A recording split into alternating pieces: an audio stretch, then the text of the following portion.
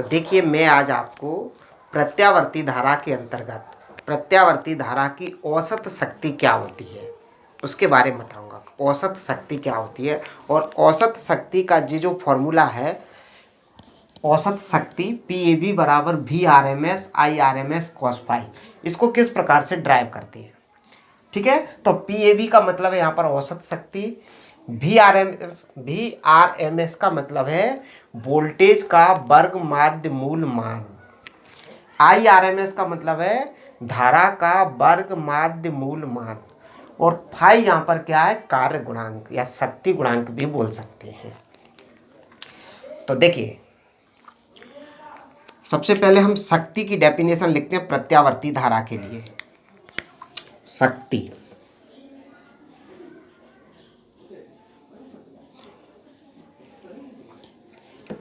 किसी क्षण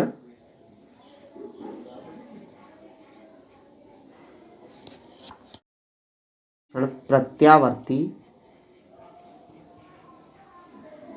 वोल्टेज तथा प्रत्यावर्ती धारा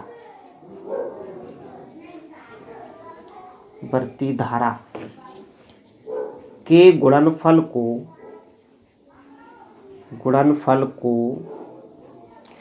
तात्क्षणिक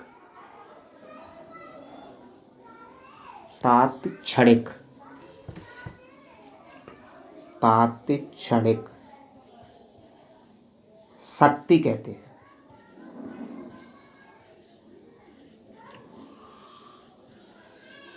इसका मतलब है कि किसी समय विशेष, जैसे कोई भी विद्युत परिपथ है, उसमें विद्युत धारा प्रवाहित हो रही है, तो किसी क्षण विशेष पर, क्षण मतलब किसी समय विशेष पर, कोई जैसे 5वें सेकंड पर, 10वें सेकंड पर, तो किसी क्षण विशेष पर धारा, वोल्टेज और धारा का जो गुणनफल होता है उसी को बोलते हैं तात्क्षणिक शक्ति। और तात्क्षणिक शक्ति जो है हर समय विशेष पर अलग अलग हो सकती है। तो किसी क्षण विशेष पर प्रत्यावर्ती वोल्टेज और प्रत्यावर्ती धारा के गुणनफल को तात्क्षणिक शक्ति कहते हैं, यानी उसी क्षण विशेष पर, उसी समय पर। और इसे P से प्रदर्शित करते हैं, इसे P द्वारा प्रदर्शित करते हैं। ठीक है, P का मतलब पावर यानी शक्ति, अर्थात P बराबर, ये फॉर्मूला बन जाएगा VI। इसको चाहो तो समीकरण नंबर 1 दे देना। ये V क्या है, किसी क्षण विशेष पर प्रत्यावर्ती वोल्टेज, और जे क्या है, किसी क्षण विशेष पर उस परिपथ में बहने वाली प्रत्यावर्ती धारा, और दोनों का मल्टीप्लाई क्या कहलाता है, तात्क्षणिक शक्ति कहलाता है। ठीक, जब हमने प्रत्यावर्ती धारा में पिछले अध्यायों में जो पढ़ा था, पिछले टॉपिक जब पढ़े थे, तो प्रत्यावर्ती वोल्टेज का एक समीकरण निकल के आया था, जिसको हम डायरेक्ट यूज करेंगे यहाँ पर। तो लिखेंगे इसके आगे, माना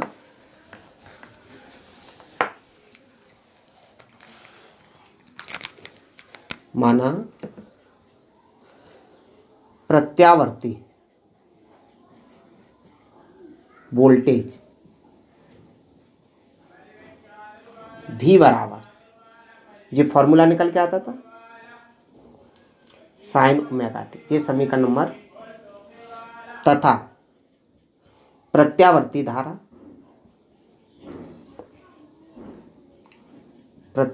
धारा I बराबर I0 sin omega T minus के फाइव। ये -5 मैंने इसलिए लिख दिया है कि जो वोल्टेज है उससे धारा इतना पीछे है, यानी जो वोल्टेज है वो धारा से क्या आगे है, कितना आगे, 5। या इसको हम ऐसे भी बोल सकते हैं कि जो धारा है वो वोल्टेज से पीछे है। ठीक है, कितना पीछे, 5। इसका सीधा सीधा मतलब ये समझ सकते हैं, जैसे किसी परिपथ में धारा बह रही है, तो जरूरी नहीं है, प्रत्यावर्ती धारा के बारे में आप जानते हैं कि धारा और वोल्टेज का मान और दिशा दोनों समय के साथ परिवर्तित होते हैं। यानी प्रत्यावर्ती धारा 1 सेकंड में, कुल मिला के 1 सेकंड में जी आवृत्ति 100 बार हो जाती है, समझ गए ना, 100 बार न्यूनतम और 100 बार अधिकतम हो जाता है। तो इसका मतलब ये है कि धारा और वोल्टेज यदि समय के साथ बदल रहे हैं तो जरूरी नहीं है कि दोनों साथ साथ चलें। कभी धारा आगे होती है किसी परिपथ में, तो किसी परिपथ में वोल्टेज आगे होता है, और किसी किसी परिपथ में दोनों समान भी होते हैं। तो मैंने यहाँ पर जी फाई इसलिए लिख दिया है क्योंकि हो सकता है कि धारा और वोल्टेज में अंतर हो चलने में, और यदि चलने में अंतर नहीं है तो फाई की वैल्यू हो जाती है 0। तो यहाँ पर हम ये मान सकते हैं कि जो धारा है वो वोल्टेज से पीछे है। हाँ, तो देखिए V बराबर V0 sine omega T G voltage का समीकरण है जो हमने पहले ड्राइव किया था। जी प्रत्यावर्ती धारा का समीकरण है I बराबर I0 sine omega T minus phi का मतलब है कि जो धारा है वो वोल्टेज से पीछे है, पश्चगामी है। कितना पीछे है? फाई। ठीक है, इसको हम कोण में मापते हैं, धारा और वोल्टेज के आगे पीछे को कोण में मापा जाता है, तो वो फाई कालांतर पीछे है। इसको मैं समीकरण नंबर 3 मान ले रहा हूं। देखिए जो V और I के जो मान हैं इनको समीकरण 1 में रख दें। V तथा I के मान समीकरण 1 में रखने पर, जब जो वैल्यू समीकरण 1 में रखेंगे तो जो आ जाएगा P बराबर V की value V0 sine omega T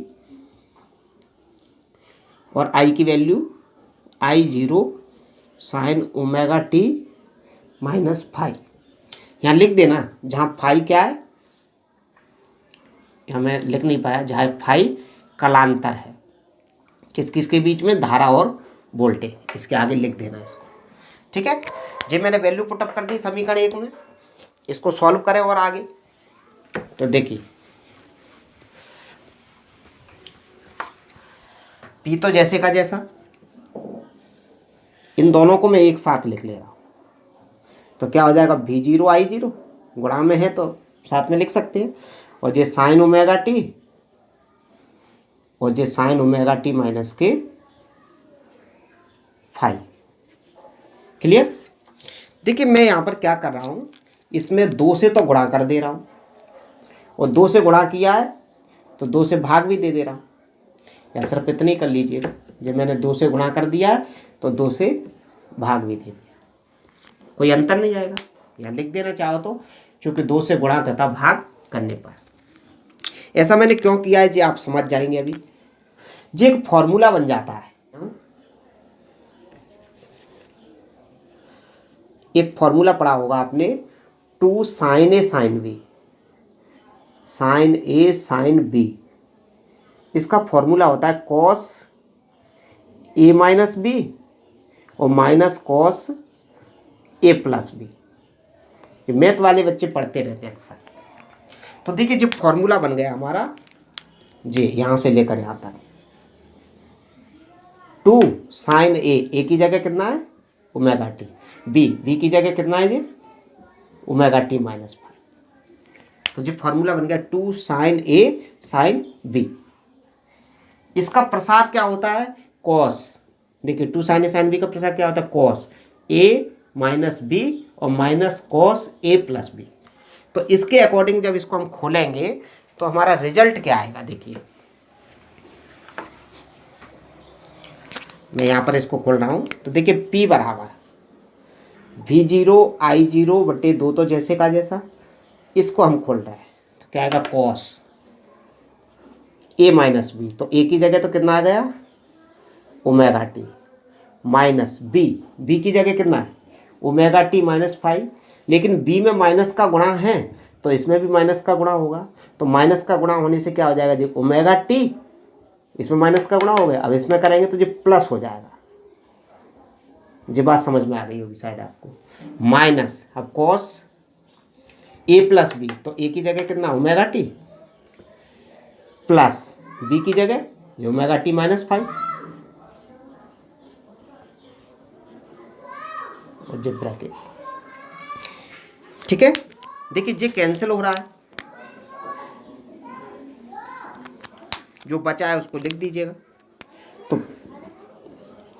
V0 I0 बटे 2 cos फाइव बचा है यहाँ पर, और माइनस यहाँ कितना बचेगा, ये जुड़ जाएगा तो 2 ओमेगा टी माइनस के फाइव। क्लियर यहाँ पर। चलिए मैं इसके आगे सॉल्व कर रहा हूँ। देखिए प्रत्यावर्ती धारा का जो एक पूरा चक्कर होता है उसमें इसकी वैल्यू 0 आती है। यदि इसका हम 0 से लेकर 2 पाई के बीच में समाकलन करेंगे तो ये मान 0 आता है। तो हमें करना नहीं है, सीधा लिखना है। चूंकि प्रत्यावर्ती धारा के एक पूर्ण चक्र